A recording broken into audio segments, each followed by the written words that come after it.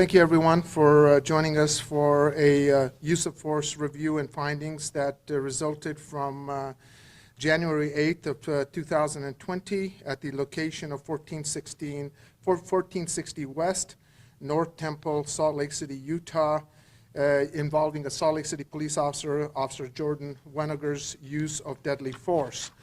On that date, January 8, 2020, the OICI protocol was invoked by Salt Lake City Police Department, and the UPD and Salt Lake County DA's office responded to the incident to conduct an independent investigation of Officer Weniger's weapon discharge, and the protocol investigations, independent investigative findings were presented to the DA's office to screen for possible criminal charges against Officer Weniger for his use of deadly force. As I stated, these are the facts that were developed for our findings. On January 8, 2020, Salt Lake City Police Detective Officer Weniger was driving his patrol vehicle. With him was an officer in training, Salt Lake City Police Officer Stephen Hunter. Officer Hunter was hired by the Salt Lake City Police Department on July 7th of 2019.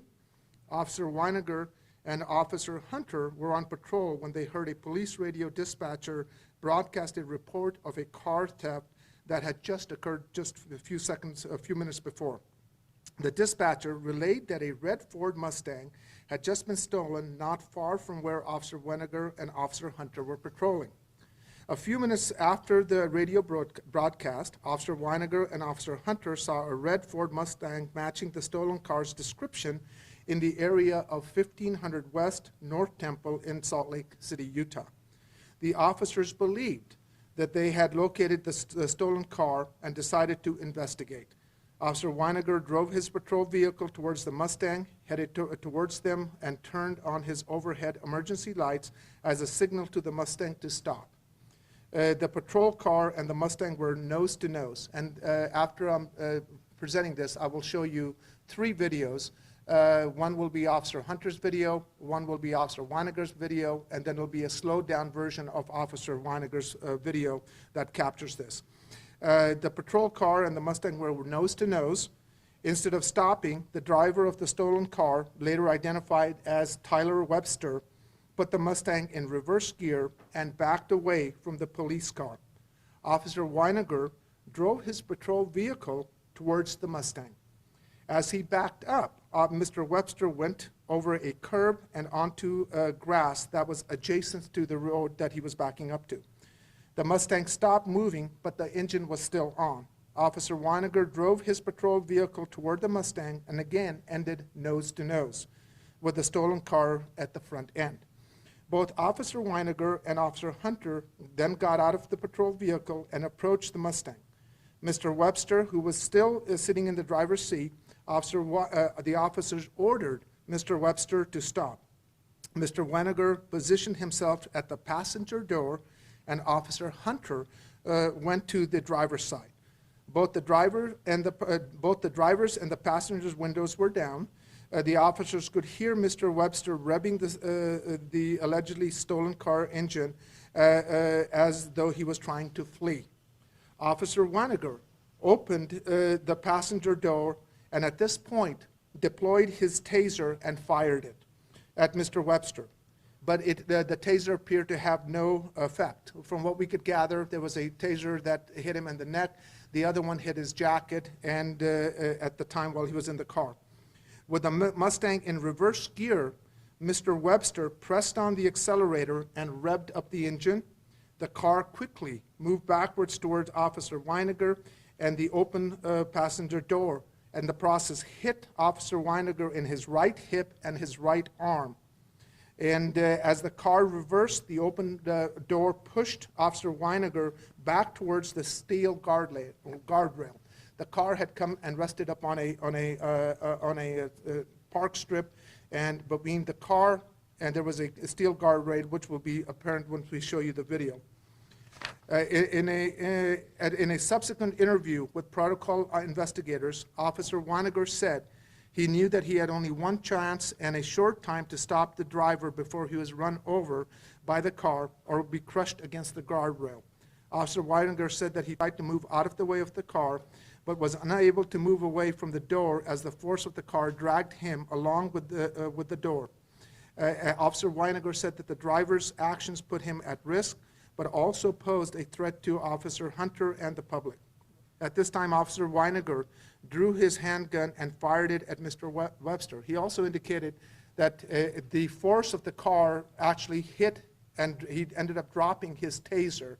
And as he's being dragged, that's when he goes on gun in that process. Mr. Webster and Officer Weiniger drew his handgun and fired it at Mr. Webster.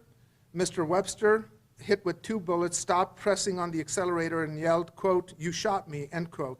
Officer Weiniger and Officer Hunter were able to take Mr. Webster into custody as other officers responded, and they started first aid until medical personnel arrived. And so based on that, we will now show you the video evidence that was also presented to us for the purposes of our analysis and findings.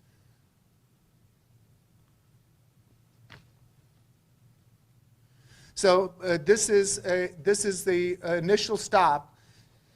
What happens is that Officer Hunter, who is in the passenger seat, comes up to it. They stop there, and that's when he activated his camera, which is on his chest at the time. The vehicle was stopped. It had backed up, and then they pull up again as he partially stops in the roadway and then starts to back up again in that allegedly stolen vehicle. You'll notice that there's that park strip to the left, and as the frame, this is the buffering of the sound that adds 30 seconds later.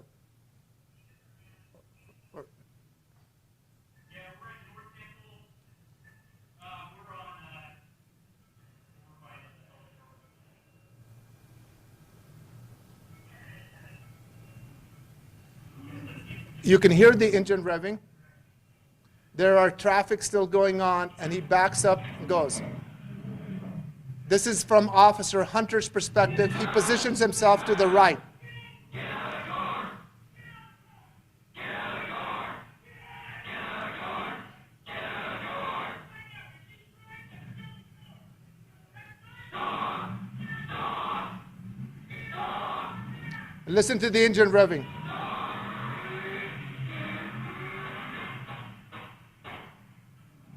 Those shots were fired by Officer Weiniger. Officer Hunter never fires his weapon. And it is not unusual for one officer to go on taser while the other officer goes on gun as a means of staggered response. Show your fucking hands. Put your hands up. Put your hands up.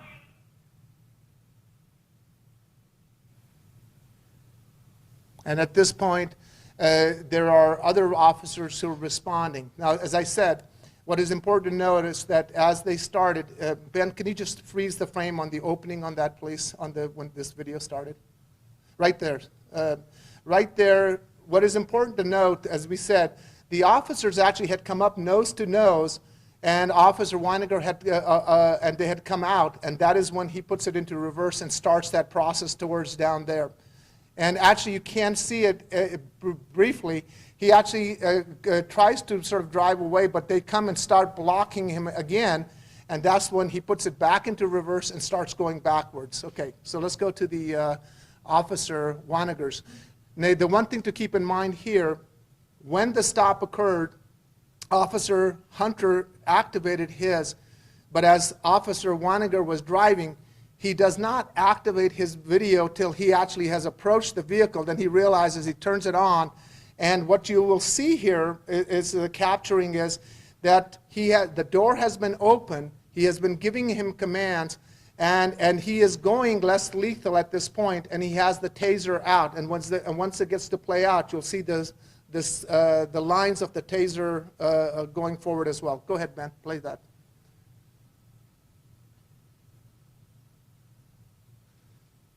And this is where you see that.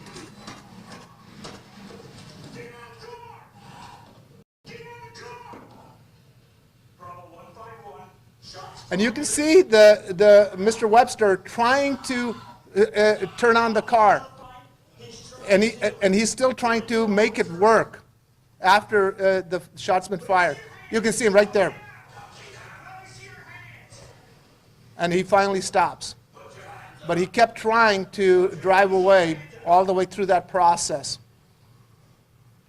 And the thing to note in Officer Weiniger's video is the door that is open. He has deployed the taser. He's going less lethal. And the force with which, and he was cognizant that he was in that pinch point between the door that was open and he was on the inside and the guardrail to which he's getting dragged and pulled into. So what we did with this was that we took Officer Weiniger's video and we slowed it down so you can actually now start to see and contextualize all the things that Officer Weiniger was doing. He is at this point taser. You can see his left foot. And he has deployed the taser.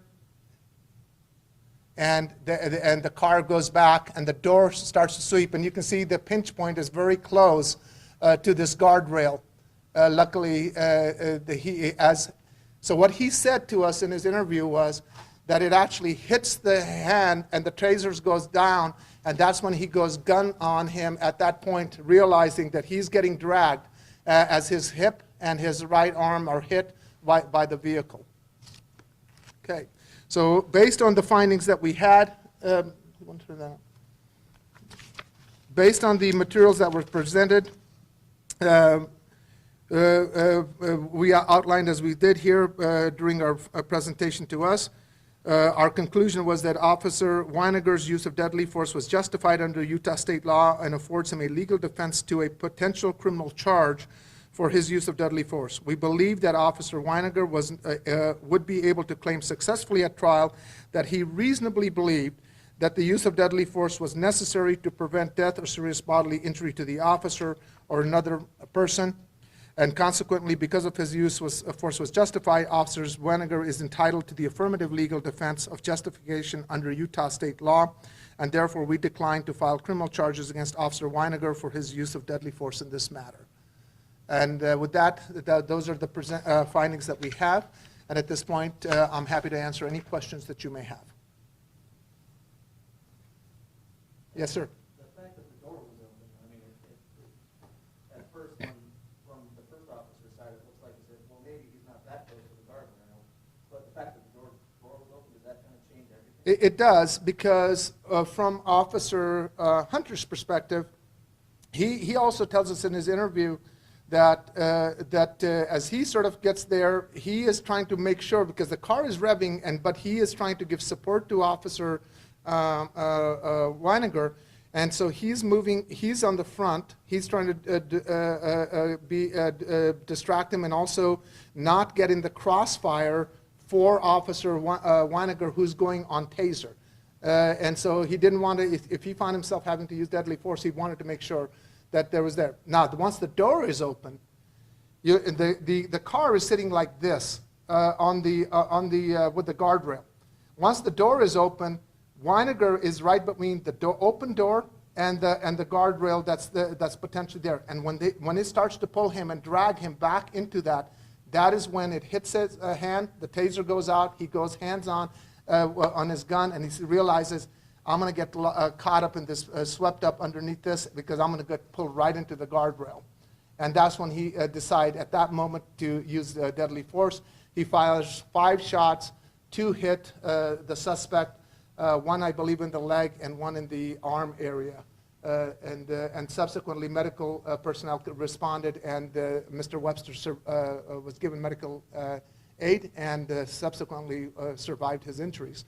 And also, our focus today is on just the use of the deadly force, but based on the facts that were presented of things that were left about the articulation of what Mr. Webster was doing, our office did file criminal charges against Mr. Webster, assault against a peace officer as a second-degree felony, theft as a second-degree felony, and failure to respond to an officer signal to stop as a third-degree felony.